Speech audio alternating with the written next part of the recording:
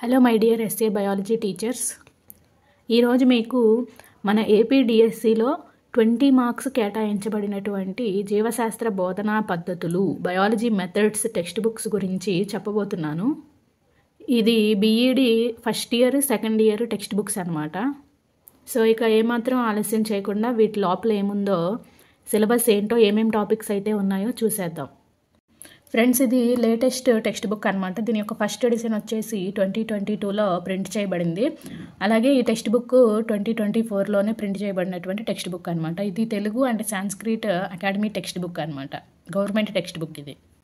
దీని కాస్ట్ వచ్చేసి 125 రూపీస్ అయితే పడింది.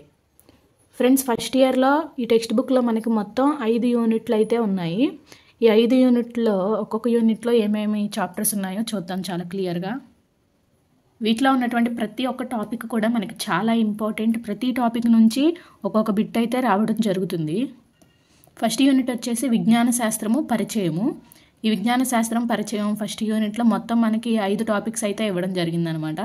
విజ్ఞాన శాస్త్రం అర్థం విధులు, విజ్ఞాన శాస్త్రం స్వభావం పరిధి, విజ్ఞాన శాస్త్ర నిర్మాణం, జీవశాస్త్రం శాఖలు, జీవశాస్త్రము చరిత్ర. ఈ 5 సబ్ యూనిట్స్ అనేవి ఫస్ట్ యూనిట్లో ఉన్నాయన్నమాట. సెకండ్ యూనిట్ వచ్చేసి జీవశాస్త్ర బోధన ఉద్దేశాలు విలువలు. ఇది సెకండ్ యూనిట్.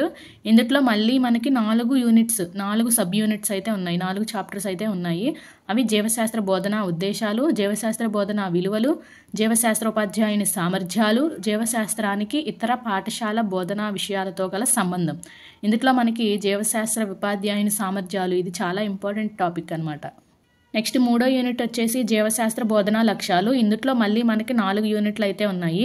లక్ష్యాల అర్థము, ప్రాముఖ్యత, సవరించబడిన బ్లూమ్స్ విద్యా లక్ష్యాల వర్గీకరణ. ఇది చాలా ఇంపార్టెంట్ టాపిక్. 3వది వచ్చేసి ఉదాహరణలతో బోధనా లక్ష్యాలు స్పష్టీకరణలు. ఇది కూడా చాలా ఇంపార్టెంట్, లక్ష్యాలు స్పష్టీకరణలు. 4వది వచ్చేసి ఆంధ్రప్రదేశ్ ప్రభుత్వం ప్రచురించిన పాఠశాల జీవశాస్త్ర పాఠ్యపుస్తకంలో పేర్కొనబడినటువంటి విద్యా ప్రమాణాలు. ఈ విద్యా ప్రమాణాలు అకాడమిక్ స్టాండర్డ్స్ అనేవి కూడా మనకు చాలా ఇంపార్టెంట్ టాపిక్. 4వ యూనిట్ ఇంపార్టెంట్ అండ్ ఈజీ కూడా. జీవశాస్త్ర బోధనా పద్ధతులు కౌశలాలు. ఇందులో మొత్తం మనకి 11 సబ్ యూనిట్స్ అయితే ఉన్నాయి.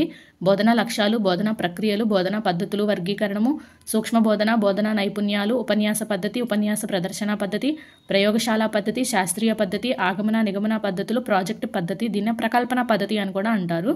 ఈ బోధనా పద్ధతుల్లో నుంచి మనకి కంపల్సరీగా ఒకటే కాదు 1, 2, 3 బిట్స్ అయితే కంపల్సరీగా రావడం జరుగుతుంది. 5వ యూనిట్ వచ్చేసి జీవశాస్త్ర బోధనకు ప్రణాళిక రచన. ఇది కూడా చాలా ఇంపార్టెంట్. ఇందులో 5 సబ్ యూనిట్స్ అయితే ఉన్నాయి. ప్రణాళిక, పాఠ్య పథకము, పీరియడ్ పథకము, అభ్యసన అనుభవాలు, జీవశాస్త్ర అభ్యసనంలో ఐసీటీ అన్వయాల ప్రణాళిక. ఇది యాక్చువల్గా కొత్తగా వచ్చినటువంటి టాపిక్ అనమాట. ఇది చాలా ఇంపార్టెంట్. ఐసీటీకి సంబంధించి కూడా బిట్స్ అనేవి వస్తూ ఉంటాయి. సో ఇవి ఫ్రెండ్స్ ఫస్ట్ ఇయర్ బీఈడీలో ఉన్నటువంటి బయాలజీ మెథడాలజీలో ఉన్నటువంటి 5 యూనిట్స్ సిలబస్, వాటిలో ఉన్నటువంటి సబ్ యూనిట్స్. ఈ వీడియో మీకు నచ్చినట్లయితే ఖచ్చితంగా లైక్ చేయండి, షేర్ చేయండి, మన ఛానల్ని సబ్స్క్రైబ్ చేసుకోండి. Thank you for watching.